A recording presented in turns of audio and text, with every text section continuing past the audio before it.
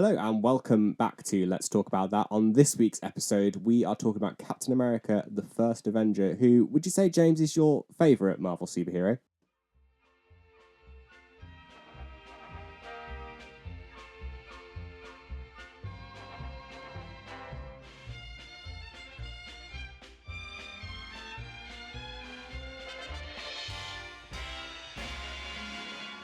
You know what, that's a lot better now. Were you a bit warm there? Bit warm in that. So, yeah, welcome to our very new set, our very new podcast-looking podcast, as we've described it. The podcast-looking podcast. Podcast-looking podcast. You know, an audio-only format. Video podcast-looking podcast. So, yeah, Captain America. It's here. We've not my favourite character in the show, series. Would you not say? Probably not. You know, I've got a couple more that are just a bit higher. No, I do love Captain America. He is a big favourite of mine. Which brings me on to the very first thing I want to do. Go on. So this is a new section. It's a quiz section because I'm going to quiz you on Cap stuff because, you know, I like him. You know your stuff. I know my stuff. Don't know my stuff. You don't know. You don't know anything about anything. No, I can't just keep bullying you like this. It's fine. I can't keep bullying you. So this is a section called Cap or No Cap. Theme song. Give myself more work to do. So Cap and No Cap is Gen Z. You know, the young people, whatever they say. I don't know. I mean, you're not a young person. So, I don't. You're borderline OAP. All right. For American audience, that is old age pensioner, which is a thing in Britain. We have pensioners because not 2 minutes ago, as he just said he needs to stop bullying me, and he's just there calling me a pensioner. So yeah, this section called Cap or No Cap. Cap is the young thing for like, no, that's false. And then No Cap is like, yeah, I'm not lying. So that's true. Don't make me say this on... I'm going to make you say it. So, question number 1. Captain America was frozen in ice for 70 years. That's true. Which would be... No Cap. It is Cap. It is false. 66 years, 1945 to 2011. 66 years. That's how we're going to play this. Okay. All right. I'm going to be that anal about it. Great. Question number 2. Johann Smith, a.k.a. the Red Skull, his Red Skull face that he has in this film was done mostly using practical effects. That's true. That's No Cap. It is No Cap. That is true. The only thing they use CGI for is to get his nose. Yeah. The rest of it completely practical. Take that, Voldemort. Captain America was written and introduced by Stan Lee and Jack Kirby.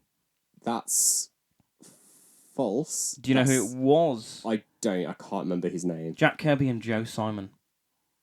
You could have looked at any of these comics that I've got behind me and you would have guessed that. Captain America in the comics is question number 4. In the comics, he is a founding member of the Avengers. That's false. That is false. Yeah. He appeared in 1964, I think, in Avengers number 4. He appeared in the 4th issue. He didn't appear. Do you know who the leader was of the Avengers? It's Hank Pym, isn't it? Hank Pym. Yeah, I know. See, I know things. Question number 5. Steve Rogers has a middle name, and that middle name is Grant. That's false. True. It is No Cap. What is it then? If it's not Grant. Oh, it's Grant. You didn't know that. I didn't know that. You didn't know that. Why did I think it was James? That's Bucky. His name. Oh, yeah. James Buchanan Barnes. That makes sense. So that's probably where you got James from. That's where I got James from. And then the final question. Captain America was discovered... I want to say America. Captain America was discovered in the Atlantic Ocean. True. False.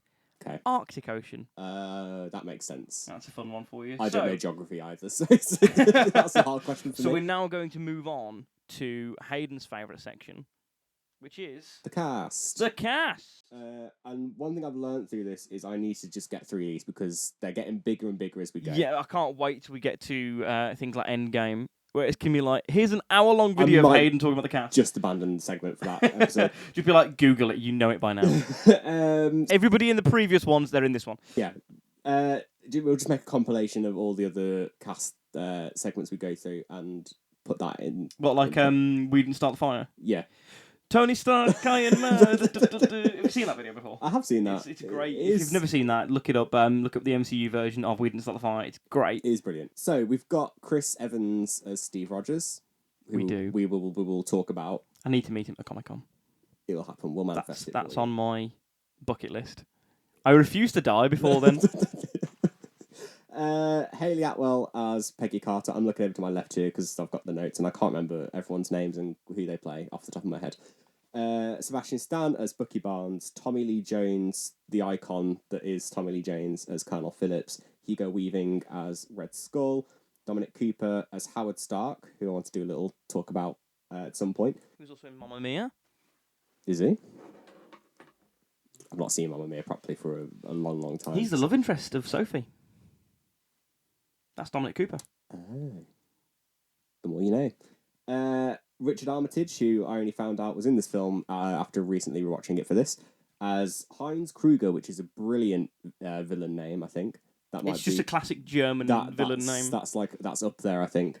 Stanley Tucci as Dr. Erskine. We've got Samuel L. Jackson as Nick Fury, Toby Jones as Adam Zola.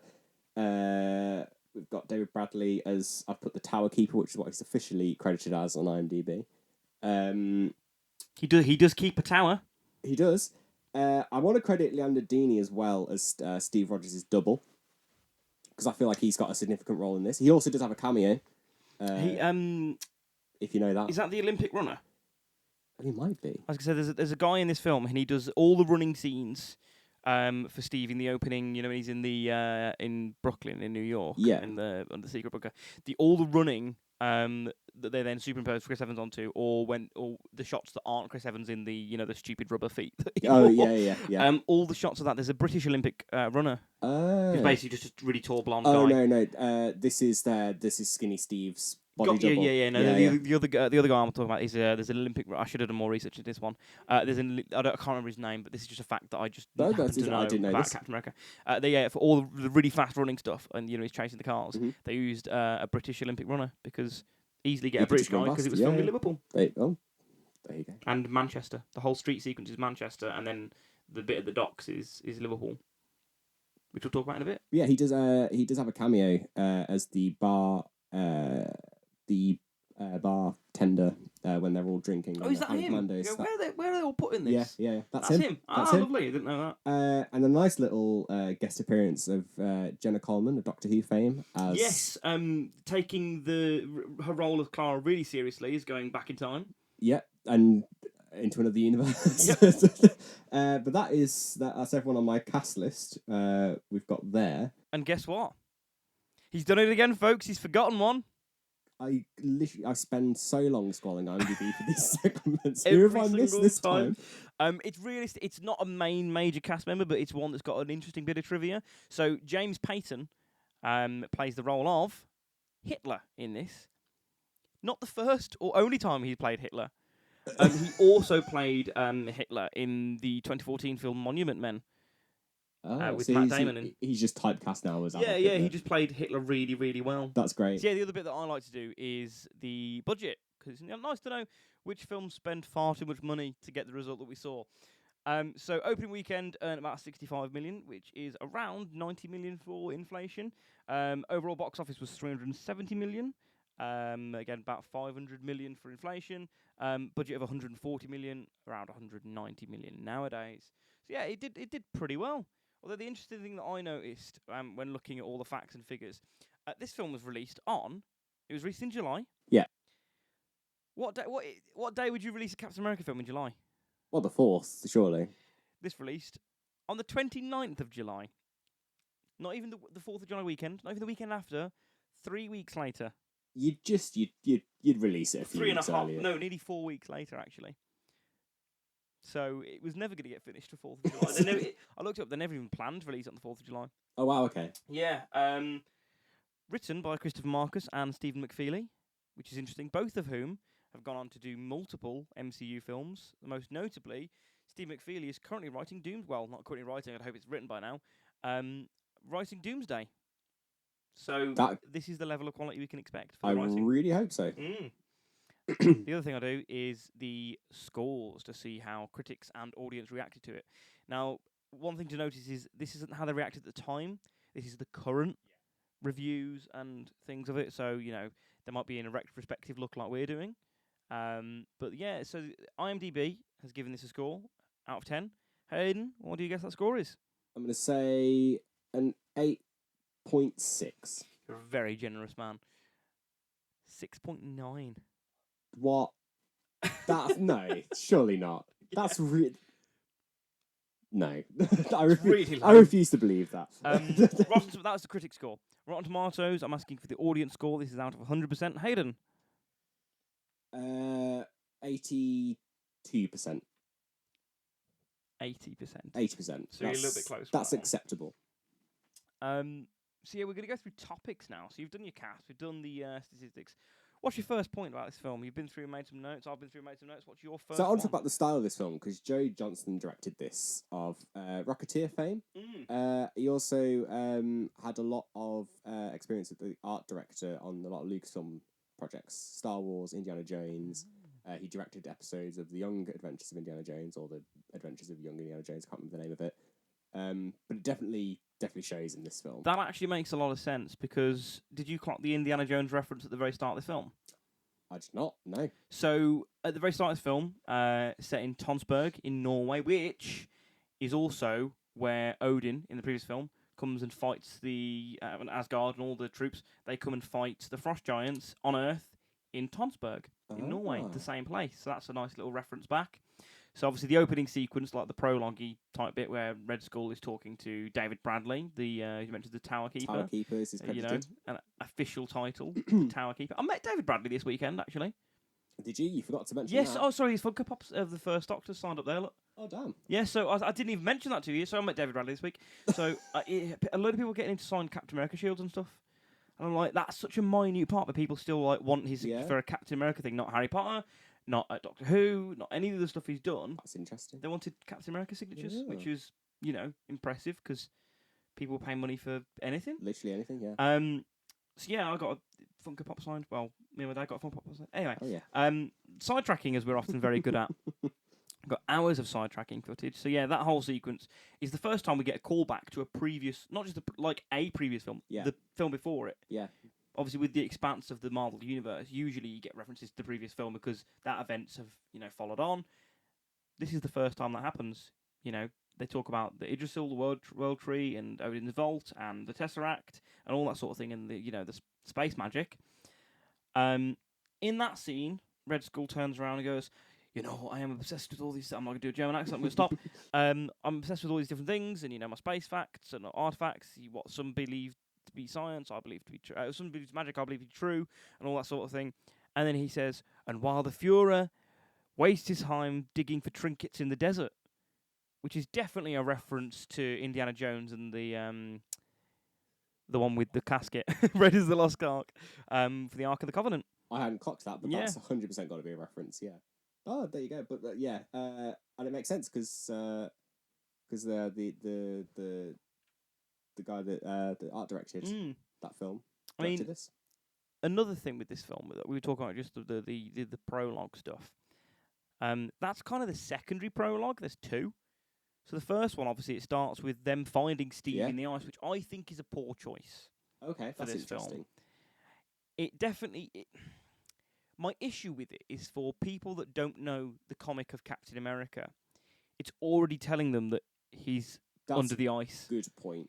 It's telling you the end of the story before you even meet Steve Rogers. Yeah. Like, that should have been the post-credit scene, in a sense. But they used it right at the start of the film and going, oh, you're going to want to see this. And they show the shield, and they show the picture of his face as they're doing that. My question to you is, that's how they were found in the MCU. Do you know how he was found in the comics? I don't, actually. So he's frozen in ice under the water, and he's found by none other than Namor. Ah. So Namor finds him twice, actually. They redo it, yeah. Okay. It's when they redo it for the universe reset where he becomes Captain Hydra. Okay. In Secret Empire. So they redo it for that, which is a lovely, interesting bit of trivia for you. But yeah, I don't like that that's the very opening of this film. I hadn't It thought. I doesn't work. hadn't really given it a thought, to be honest. I thought my opinion on that was that it was interesting because I think it in a way starting it in present day helped sort of ease us into that kind of the world we're about to enter with the setting of World War II. But you've said that, I agree that actually that kind of does ruin the ending of his story in this film. Like, I don't mind the opening of Red Skull, but realistically, the film could have just started with the enlistment room. Yeah. Tells you everything you need to know straight away. The little guy wants to enlist in the military, can't because he's absolutely disease-ridden. You've made a list of, Yes, of all actually. the ailments that plague poor Steve Rogers. It's a very long list. So I'm going to look over to my right now, as you've been mentioning, that we've got notes. So the list of Steve's medical problems he's got. Again, you could do what you didn't start the fire to this. Asthma, scarlet fever, rheumatic fever, sinusitis, chronic and frequent colds, high blood pressure, palpitations, easy fatigability, heart troubles, nervous trouble of any sort is what's mentioned, which I googled. That's just anxiety now. Originally it was called just a nervous trouble of any sort. Brilliant. He has household contact with tuberculosis, and he's got family members with diabetes. Such a long list. He's so ill. And he still tries to get into... Poor little guy. So yeah. Yes, then I was about to ask you, but I just assumed that the serum just takes most of that away. As mentioned, when he's trying to get drunk, his metabolism and his immune system, everything just works faster. So it's not that he can't catch a disease; it's when he catches it, just immediately his body's fighting it. And again, with that list of conditions, when Erskine. Is it Erskine? Oh, I could never. I always say Erskine. I've written it down, which I did copy from IMDb, Harvard reference to them. I've written it down as Erskine. I often call him I can't say it now. I'm thinking about it. Erskine, but Erskine. Another thing, speaking of Erskine and his ending in this, it's quite a graphic Marvel film. In terms of, I mean, it's in the war, so. But I think obviously I'm assuming that is why. But there's a lot of we'll say visual gunshots and the impact of that. Almost like it's in the war, yeah. Yeah, someone very graphically gets shredded in an airplane propeller. In this? Yeah. Well, that's an Indiana Jones reference as well. Yeah. Yeah. I'd say if he's the art director, he likes a lot of blood. When Cap is sort of towards the climax of the film, Cap is fighting the Hydra agents in the planes. One of them slips or something and just falls through a plane propeller. And you see it. You don't see it in Indiana Jones. You just see the you see him fall and shred, which Lovely. is what I mean. It's quite a graphic film. I did notice Stanley Tucci, incredible actor. Of course. He also says that this is one of his greatest acting roles he's ever done, which is a great compliment to this film. But the thing that I noticed with him, he acts a gunshot so well. One of the things that I hate with gunshots is, not with gunshots, with gunshot acting, is that people often overdo it and be like, "Oh, I've been shot," and then go flying. It's not punching you. It's probably going straight through you or into you and staying there. He just literally takes the shots and he just goes face first down. Brilliant. And wow. The one thing I wanted to add though, as he was doing it, as he pokes Steve on the chest and his heart, being like, you got to remain a good man.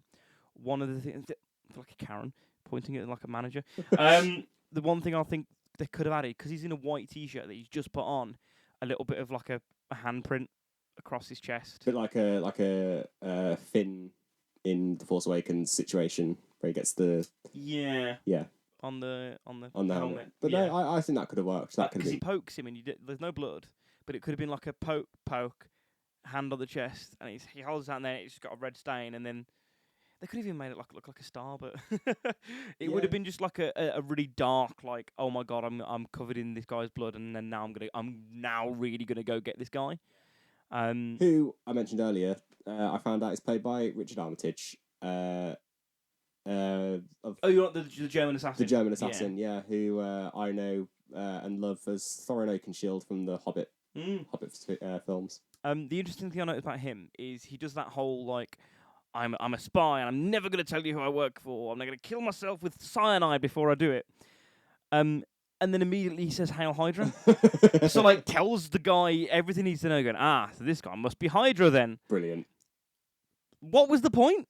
What was the point in ending your life to protect that secret of you'll never find out who's done this, and then immediately telling me Hydra? And you raised a good point about the serum that I want to raise now on camera. Why is there one left? It's not like there's a whole station of them full of all vials that haven't been used on Steve. There's just one left in that kind of that holding case for him to take. And of course, it's plot convenience. That's exactly what it is that it's there for. But I feel like they could have made it a bit more kind of like, oh, we've got some left over, not just one vial in the middle for him just to grab. It just feels a bit. Because the way they word it is like because Peggy then turns around and goes, because they're taking loads of his blood to the point where he's probably going to pass out. And he's like, yeah, have you got enough? And they then explain to him, like, yeah, your genetic code now holds the only viable source to recreate the serum.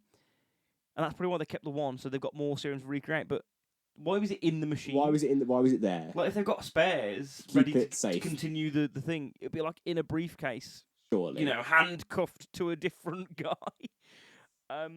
It is very strange. One thing I want to raise, I really think that the 1940s aesthetic and the parts of this film that are set within like the war environment is where this film absolutely thrives. It gets the historical context and the way it works perfectly. It does it so well. Yeah, I agree. I think that is probably down to Joe Johnston's. He's probably had a bit of a hand in the art direction of this as well. I could imagine. Don't quote me on that, but for a guy that kind of art directed Indiana Jones set in that era, that definitely carries on. It's probably why he managed to get this sort of thing, because I would imagine. And the Rocketeer, of course. Oh, obviously, yeah.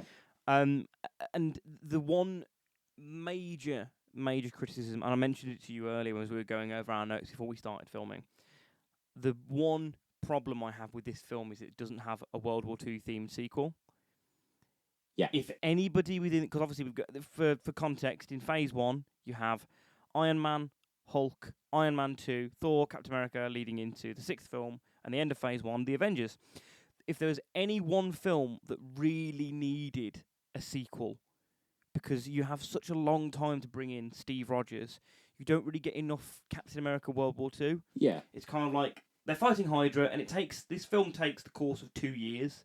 So I had a question about this later on that I can ask now is how long how the course of this film, because I don't know how long he was on the USA tour for, how long he's been Captain America. It's very vague, isn't it? Yeah, I get that it could be a while, but I just thought it was going to come to you because you're just the Captain America knowledge bank to me. So the way it's not explicitly explained, but the way I perceive it is that majority of the time that he's, I'll tell you that the time span in a second, but I think majority of the time of this film he is Captain America soldier. So from when he goes down and gets Bucky, comes back and they redesign the suit and everything, it goes right to the end of the film.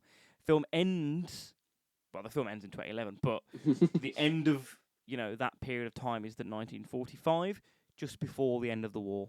So he does that heroic act, which then a couple of months later, without Hydra support and all that, ends the war. That's the way they explain it later on the MCU. I went in the ice and all of a sudden I found out we won after I get woken up. And part of what he did, and he's mentioned by Nick Fury, part of your act is why America, was the global superpower that it was and won the war. Because, the Hydra Research Division wasn't providing anything to Germany. And then it starts, which is shown in the Stark Expo. The Stark Expo is in 1943. Okay. So whether there's a couple of months towards the start, I don't know where the start of the bit in Norway is. So it's a 2-year long, at least 2 years span. And I think the majority of that he's on missions as Captain America in his lovely soldier outfit. I think I buy that 2 years. That makes the most sense. And the fact that majority of the film is that, as in time span wise, but it's only the last sort of 40 minutes of the film. Yeah. It's why we didn't need a Spider-Man origin story.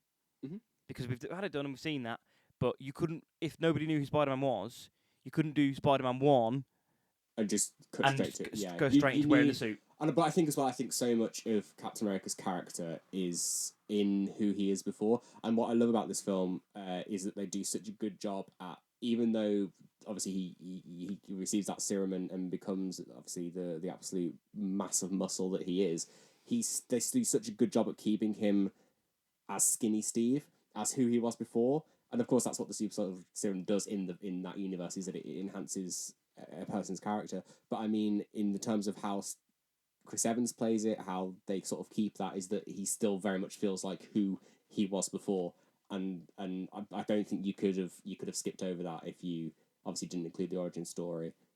Because Erskine, we've been over this before. Erskine, I've got it down. Erskine.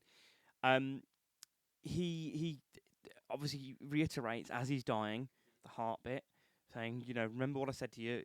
As long as you go through all this, stay true to who you are. Not a good soldier, but a good man.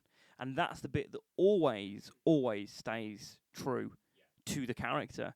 He consistently always tries to make the right decision and always thinks about what is the best for the greater good and the people at the end of the day. And I've said this many, many times, Steve Rogers would make, and he has done in the comics, but in real life, he would make a great president.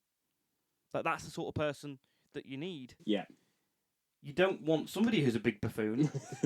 Not naming any names. So moving on from that, I've done a breakdown of what I believe the act structure is on the film. Yeah, go on. So yeah, again, 4 acts, not including the prologue and epilogue. Prologue being, the opening bit with the digging up of Steve Rogers, not like he's dead in a grave or anything like out of the ice. And then in Norway, so that's the actual prologue. It's a 2-part prologue of showing the end of the film, basically. Again, which I don't like, and the Red Skull in Norway, and the epilogue being Steve being in New York at the end with Nick Fury coming through. Act 1, I believe, is Steve trying to get into the military, all that opening section, all the way up until he gets the serum. And as I mentioned in Iron Man video, the way I've always perceived and the way that is often spoke about with acts, it's following your main character, and every major big thing or decision that happens to them changes the act, changes the pace of the story. So Steve becoming, serumated. I like that term, sorry. Serumated. His ceremony. I like that as well. Ceremony. Steve being pumped full of steroids, basically. He's a man on drugs. Up until he gets the serum, that's kind of your first act. Then serum all the way to the safe return of the 107th. Yeah. In the Italy camp. And then Act 3 is Captain America leading the Howling Commandos, all of that section, up until the final act, which is the after Bucky dies, end of the Howling Commandos era. And after Bucky dies, sorry, air quotes, dies, to spoil the Winter Soldier for you, up all the way up until then, and then from there, which is the kind of the transitional period is when he's getting drunk in the pub, from that point, where they're planning the final act, literally the final battle, they're planning it up until obviously when you have the crash in the ice and the prologue then, the epilogue then starts. It's actually 4 acts. That's in a sense. So I've made a note about this. I'm going to ask you the question. It's not a very interesting question. I'm just intrigued to know, what's your favourite act then of this film? Oh, as I said, favourite and best are 2 different things. Yeah. My favourite is all the World War II Captain America in the soldier aspect, when he puts on the proper bulletproof armoured suit with the round shield for the first time, and they go out and they have that big montage, and then all the way up until, as I said, where the final act starts. That 3rd act is my favourite. The best is probably the 1st act. That's my favourite act. All the 1940s stuff just works. It just does such a good job of setting up the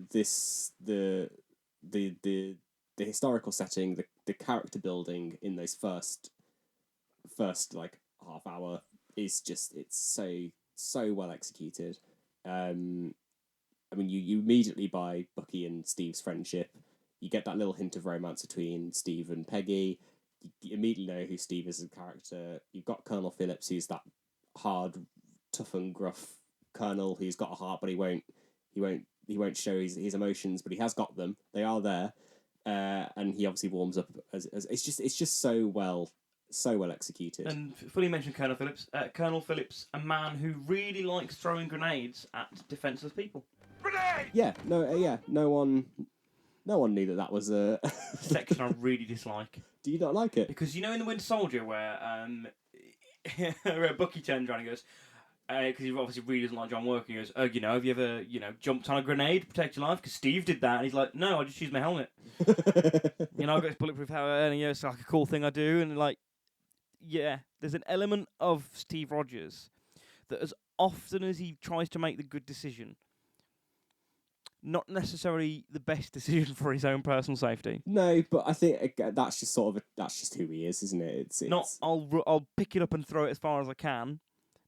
I will die in a battlefield. It's a real tactic they used in war. People would actually, in order to save the lives of the rest of their platoon or anything, they would put their body on it, and it's fatal. Yeah, like that is 100. I don't think, because I did a bit of looking into it, being like, is that a thing people actually did? Because why would you do that? I'm like, in the heat of battle, people have made that decision in order to save everybody else. I will jump on that, and that's not a good way to go. No, I couldn't even imagine. But but again, I think that just shows that, and I think it's there to confirm to Colonel Phillips that's who needs to be Captain America, is the guy who's willing to do that. It is for plot. Oh yeah, but I just think it's not the best example they could have used. That's a fair criticism. Throwing it, like, who throws? Obviously, it's not a live grenade. It is. They go, oh, it's a dummy grenade, dumbass. I just feel like on a training ground, before you're even actually a soldier in a battlefield. Yeah. Oh, I'm going to jump at this grenade and die. Because it will. And there's no way you'd know that wouldn't hurt. Yeah. Or even do any damage or not kill you. So I just think that's not the best way of doing it, which brings me on to the fact that at the end of the film, Steve literally basically committing suicide. Yeah, you've mentioned this before that you don't like. I don't think it would. If it was, this thing's on autopilot. Like, it was like, I can't do anything other than destroy the engine, and in order to do that, I have to be on the plane. Yeah. Or turn off the engine. Like, there was other things he could have done. Look for a parachute or something. Didn't even look for a parachute. And bear in mind, this is the guy who can jump out of a plane in Winter Soldier. I agree with that. Since you brought that up, I do agree that I do feel like there were maybe other ways they could have. The only thing I would change majorly is, yes, obviously have it plummet into the ice. It needs to do that to be frozen in time and to do all that. It's a plot point. It's one of the major plot points that's needed. Because he'd be frozen for 66 years, as we discovered earlier. It's obviously a very, very important thing, but I think I would have done it differently, where a case of, the teleportation of Johann Schmidt that burns a hole. Yeah.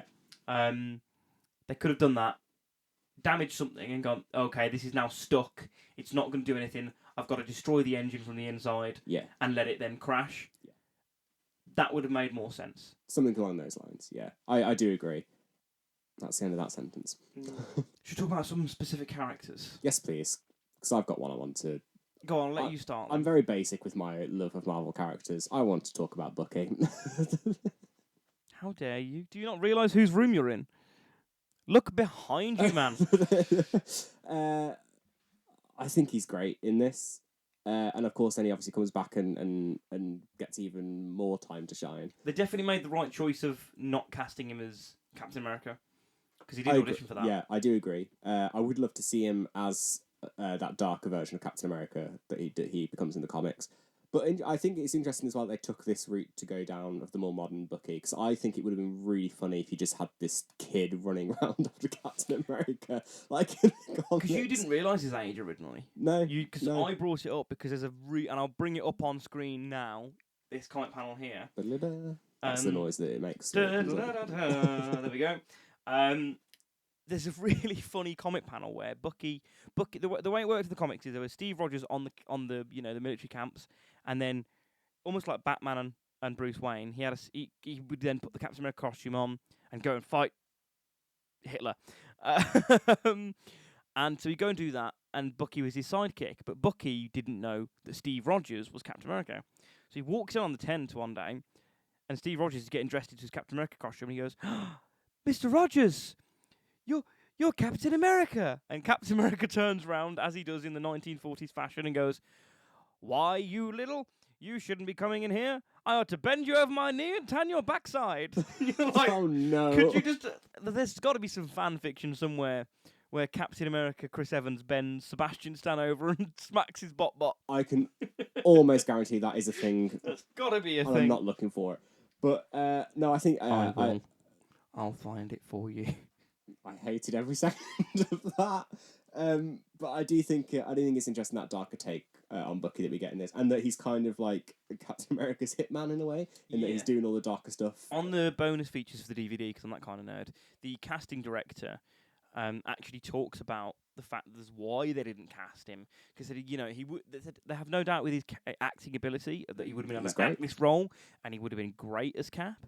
They said they just felt he had a bit of darkness, so they were like, we definitely want him because he's a phenomenal actor, but there's just an element of something within him, just a little bit darker toned, the way he'd deliver a line or something, that they didn't feel that necessarily hope.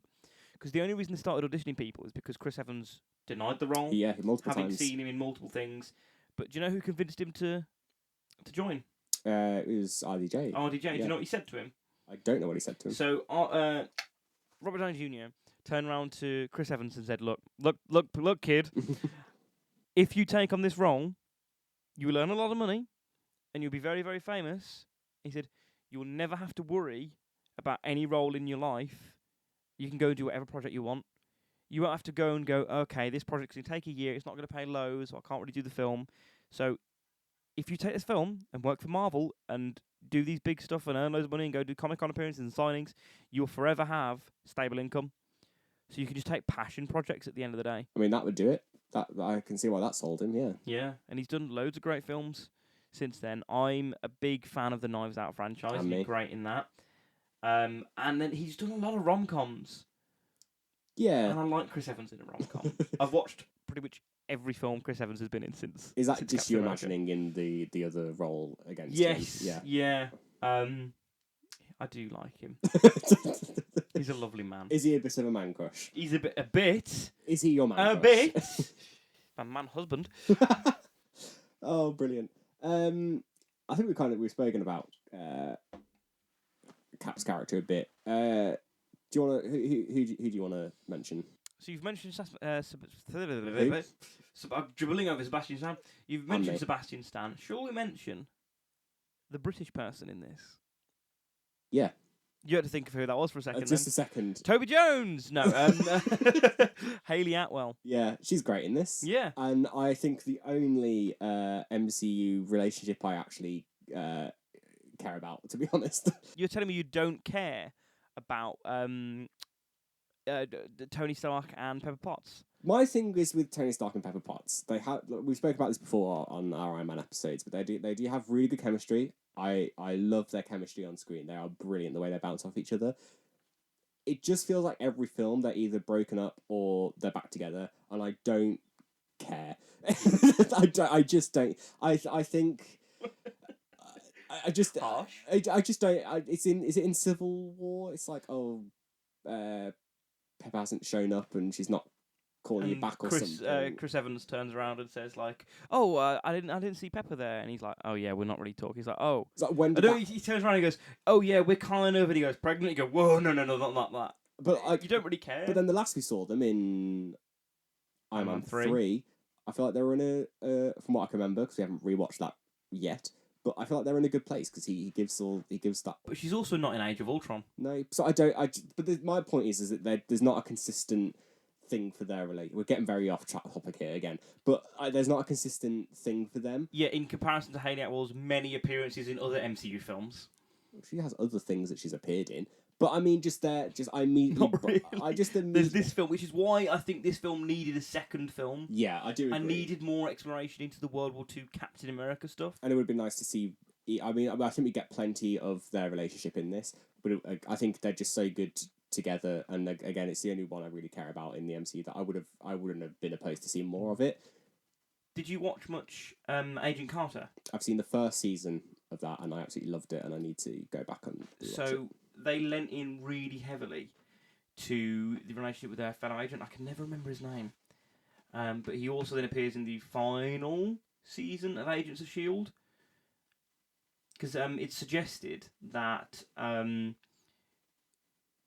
Peggy gets married to someone Oh yes, in the rest of the MCU, and you kind of feel like when you're watching Agents of Shield that it's going to be that guy. In Endgame's time travel rules, every time you go back in time, you create a new timeline. So it wouldn't, which is completely ruined by Back to the Future logic. Yeah, but then they also break that in the. I mean, we're getting way ahead of ourselves again, but they break that in the film, I believe, because Bruce Banner, how he gets the time stone is like, oh, we'll just bring it straight back. But then the Ancient One literally just explained that that's not how time travel works. But I don't. No, he said we'll bring it back to the point where we took it from. But if you go back, that's a new timeline. You can't go back to that original timeline. It's the same as the Back to the Future logic. You can't just go back in time because you're now going on a separate timeline. Yeah, that is a good point. It doesn't work. Anyway, back to Captain America. That's why time traveling films are just so messy. It just never works. But I love it. Speaking of time travel, let's go back to 1945 where we're talking about Captain America. Segway. But yeah, Great way to get around town. I think if you're Jeff Bridges and I'm on one, I think that Peggy and Steve's relationship. We've just got the image of Jeff Bridges just going along on a Segway. It's my favourite bit in that. Great film. way to get around the Stark factory. It really sells his it's just evil this genius. Big, bald-headed, manly man in a suit just going around on a Segway. Anyway, speaking of vehicles with wheels, Captain America has a bike in this. He does. Do you know how long it took me to find one of them? A 1/6 scale motorbike. A long time. It took me about 2 years. Brilliant. Because the rest of them were like all 1/10 model of like really expensive stuff, or 1/6. It's a 1/6, not 1/12. But yeah, anyway, carry on. Other vehicles in this, Red Skull has a ridiculously over-exaggerated car, as we both made notes on. Compensating for something? I think so. His lack of flesh on his face. So we spoke about... Actually, should we very quickly speak about Red Skull? Yeah. I think Hugo Weaving is brilliant in this. You've got a little qualm with it. I think he's brilliant, but that's because I just love Lord of the Rings, and I think he's a brilliant actor. Oh, yeah, he plays an elf in Lord of the Rings, doesn't he? He plays Elrond. Something I haven't watched. Which is something I'm excited to get to. I've looked at the wrong camera. Something I'm excited to get. You're just giving my camera side eye. If we ever do get to Lord of the Rings on this podcast, I think it'd be good. But anyway, yeah. Do you want to talk about your qualm? So yeah, my issue isn't necessarily with Hugo Weaving, because he's a great actor and he does really, really good as a villain, because he absolutely nails the bad guy Nazi trope. But my problem with it is, as I said, with the direction, I don't feel like he's very Red Skull. He plays that, evil Nazi scientist great. Yeah. As I've already just said. So I'm repeating myself. But the way I read Red Skull in the comics, he's written a lot in capitals. He's a very, very angry man. Because, as mentioned by Erskine... You'll get it by the end of the episode. Erskine. Sure, we'll accept that. I think you could pronounce it. But the thing that's said by Stanley Tucci is that it makes good great, it makes bad worse. Mm-hmm. So that rage that he has inside just bubbles and it just comes out in absolute fury, fire of almost like venomous spitting the way he talks. And the only time I see it is after the Captain America montage of military Captain America. You have that, "You are failing," and he proper shouts at the guys, and they go, "Yes, we are sorry, Red Skull. We fought to the last man." "Evidently not," and he shoots him. Yeah, that to me is like pure Red Skull. Like occasional moments of calm when you need to worry, but all the time he's just rageful and angry, and he's shouting at the world, and he shouts at Captain America, and because he's supposed to be complete contrast. Cap is like, I'm going to talk, and I'm going to be truth, justice in the American way, and I'm going to be calm about everything. And then occasionally when he shouts, he's like, freedom, justice, and proper shouting for rights sort of thing. Red Skull is supposed to be the complete opposite end of the spectrum, where everything is just fury and fire and rage, and that's what the red colour. It's that super important to his character. And as I said, I don't know if it's the way I'm reading it, as I'm reading these Captain America comics, but that's the way I've always perceived it. I think if you've interpreted the character that way, then that obviously, it would be not an issue, but just sort of a little tidbit for you. But I think just because I like Hugo Weaving, I think he really works as Red Skull. And annoyingly, again, we get that Marvel villain problem of but he's not even killed. I mean, I think Cap says that he's dead, but he's very clearly not dead. Like, he just gets sent up to space. But I would have loved to have have him brought back earlier than Endgame, because he's that classic Marvel villain. My question is, why does the Tesseract send him to Vormir? I suppose, is it a link between all the stones? Maybe. And that's why he's sent to guard the Soul Stone? Was he sent directly there? Because I don't know why I thought he just sort of... He's not just floating around the cosmic universe. I just assumed he'd maybe found his way there at some point. I don't know. Maybe? I don't know. Maybe it's said in Endgame. Well, we will get, obviously, we can talk about it properly then. But it's just a shame that we'd never see him again until Endgame, and he's that classic adversary in Marvel Comics. Really quickly, though, and it's a note I'll probably bring up in Endgame. Yeah. I don't understand why Hawkeye and Natasha, both people who work for S.H.I.E.L.D., which was previously the SSR, who will know the history of the SSR, didn't recognise Red Skull as Red Skull. That's a very good question. They should have done, really. Yeah. Yeah. Who isn't played by Hugo Weaving? He's not in that. Do you know who it is? I don't know his name. Me neither. We'll do that research when we come around to watching Endgame. I have a really good topic to discuss. Go for it. So, obviously, leaping forward ahead to the Winter Soldier, we get Steve adjusting to modern day. Because originally in the comic, do you know when Steve was defrosted in the comics? I don't. So he was frozen in 1945, and then when they, the Captain America comics was still going, but the stories was taking place in, the stories were going on in 1945, and that's where they were set. And then they wanted to bring him into the Avengers, so they had this story of him being frozen.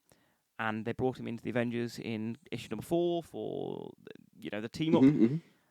So that was in 1965, so it's 20 years difference. And then as time got on, they were like, this is a bit unreasonable, so we're going to freeze him, say that he froze in 1945 when they did the Ultimate storyline and resetting and bring him back later on. Obviously in this, he's frozen in 1945, 66 years later, comes back in 2011. So my question is, if Captain America was frozen in 1945... and thawed, son of Loden, thawed out in 2025, what would be the thing that he struggles with to adjusting or accepting the most? That is a very good question. We put this out on our social medias, but we're in the very early days of this channel as we're recording this. And none of you even responded. No, we got a couple of responses from people that I sent it to directly. Yeah. But not necessarily on our social media channels. So, for the very first time, our Instagram is here. Because we've never plugged it in a video, so I've never been able to edit in the little lovely graphic you've made. Why have you not been able to... We've never mentioned it. You've just not been mentioned, that's fair. So we've never had to use it. You can put it in now. I don't know, actually. I think my immediate thought is a lot of modern technology, I think, is quite a strange concept. I think I made a joke at one point that you have to now charge your watch so it can tell you the weather, which I think is a strange concept in and of itself. But I think, a lot of modern technology, I think a lot of modern, not principles, just a lot of modern way of life. Self-driving cars? Self-driving cars. Yeah, that would be an interesting thing. Fully electric cars. Yeah. They're maybe not fully electric because they had milk floats back in the 40s. I guess. And a lot of cars were starting to be electric, before they properly went to the Ford engine. Housing prices. The cost of living. The cost of living.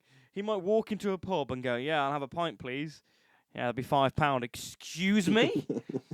Do you want me to cut off a limb? I think that, a lot of modern ways of living and costs would definitely be something to come to terms with. So after that, that's currently the end of my notes, because I didn't make too many notes, because I think a lot of my talking points, because of how well I know this character in the film, there's certain things that I didn't really need to make notes on, so, and I'm just sort of adding them on as you're making your notes. So I'm quite happy at this point to review this film and give it a rating. I'm happy to as well, I think. I'll let you go first. No, I'm going to let you go first. All right, okay. I think this is one. I think this is because I went first last time. Got you. What I know because I had to edit the video, so I've watched that video many times. I think this is my favourite origin story of Phase 1, so that already gives you an inkling of where I put it. And I spoke about how much I kind of had a newfound love for Thor in the last episode. Have you got a newfound love for this now? Or is it about the same? I've always loved it. It is one of my favourite. I might go as far to say one of my favourite Marvel films. I think. I think just that it's such a different feeling. Obviously, the setting of it is completely different to anything we've had and not had again. In World War II. I think the cast is one of the strongest. I think I agree with you that I would have liked to have seen more from this. That's my only problem with it, which is why it's not a 10 out of 10. So my rating, and I've already given it to Thor, is a 9, but it's higher than Thor. It's high. Okay, interesting. That is really interesting. So, I love Captain America on a whole, but the thing that I'll talk about probably as we get to Civil War, he has the worst trilogy. I also agree with this. Yeah. In the MCU, it's not that I don't like this film.